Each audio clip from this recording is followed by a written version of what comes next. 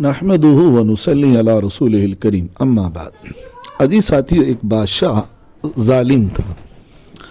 وہ شکار کرنے کے لیے جنگل میں گیا تو کہیں جھاڑیوں کے اندر کہیں زیادہ آگے نکل گیا تو اس نے ایک جگہ دیکھا ایک کیڑا وہ غلاظت کھا رہا ہے، تو اس کو دیکھ کر اس نے گھن کی اور کہا اللہ تجھے پیدا نہ کرتا تو کیا ہوتا، تجھے پتہ نہیں کیوں پیدا کر دیا۔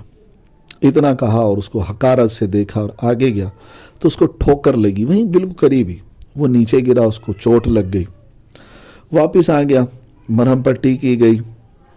کچھ دنوں کے بعد وہ زخم بڑھنے لگ گیا، اور زیادہ بڑھنے لگا۔ حکیموں کو بلایا، کوئی اس کا علاج نہیں، اس کو سمجھ آیا ان کو، یہاں تک کہ وہ جسم کے اندر بہت زیادہ پھیل گیا۔ جب اس کے اپنے جتنے حکامات تھے، جتنے حکیم تھے، وہ عاجز آ گئے، انہوں نے کہا بادشاہ سلامت، آپ کے بچنے کی اب کوئی امید نہیں۔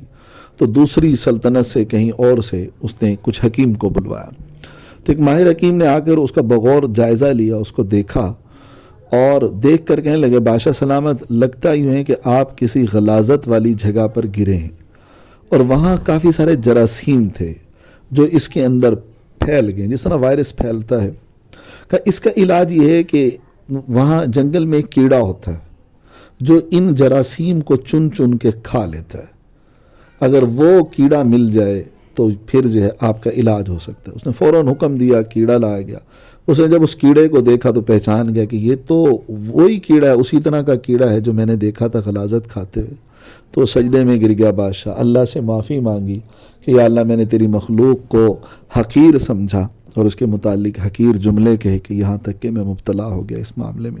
اللہ نے اس کو صحت عطا فرما دی اور وہ دوبارہ اپنی زندگی اچھی طرح سے گزارنے لگا۔ عزیز ساتھیو، روایت میں آتا ہے کہ جب تم کسی کے اندر کوئی عیب دیکھتے ہو تو اللہ تمہیں اس وقت تک موت نہیں دیں گے جب تک وہ عیب تم میں پیدا نہ کر دیں، اور جب تم کسی کے اندر خوبی دیکھو گے تو اللہ تمہیں اس وقت تک موت نہیں دیں گے جب تک وہ خوبی تمہارے اندر اللہ پیدا نہ کر دیں۔ تو عزیز ساتھیو، ہم کبھی کسی کو حقیر نہ سمجھیں۔ حقیر کسی کو سمجھنا، یاد رکھیں، یہ تکبر کی علامت ہے، اور جس کے دل میں ایک رائی کے دانے کے برابر بھی تکبر ہوگا وہ جنت میں نہیں جائے گا۔ اسی لیے عزیز میری درخواست ہے کہ ہم ہر ایک شخص کو اپنے سے اچھا سمجھیں، ہر ایک کی عزت کریں، اس کی قدر کریں، کسی کو حقیر نہ جانیں۔ ملازم ہو تو اس سے بھی محبت سے پیش آئیں۔ حضرت عبداللہ بن عمر رضی اللہ تعالیٰ نے پوچھا یا رسول اللہ، میں اپنے ملازم کو کتنی دفعہ معاف کروں ایک دن میں؟ حضور علیہ الصلوۃ والسلام نے فرمایا ایک دن میں 70 مرتبہ اپنے ملازم کو معاف کرو۔ تو عزیز ساتھیوں، بیویوں کے ساتھ تو اور محبت کے ساتھ رہنا چاہیے۔ ظاہر ہے وہ اللہ کی امانت ہے ہمارے پاس، تو ہمیں چاہیے کہ ہم کسی کو بھی حقیر نہ سمجھیں، کسی کو بھی ہم جو ہے وہ کم نہ سمجھیں، کسی میں عیب نہ دیکھیں۔ ہمیں چاہیے کہ ہم دوسروں کی خوبیاں دیکھیں تاکہ اللہ ہمیں خوبیوں والا بنا دے۔ السلام علیکم ورحمۃ اللہ وبرکاتہ۔